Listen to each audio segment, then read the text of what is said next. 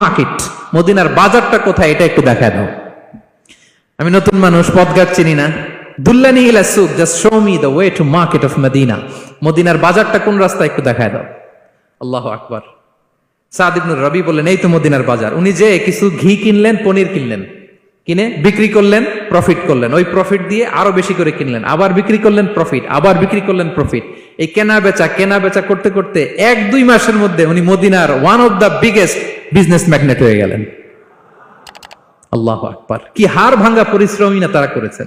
একেবারে ready career ছিল, গেলাম সবচেয়ে বড় বিজনেসম্যানের অর্ধেক সম্পত্তি পেয়ে গেলাম। He didn't accept the ready career, rather he made his own path with his own endeavor.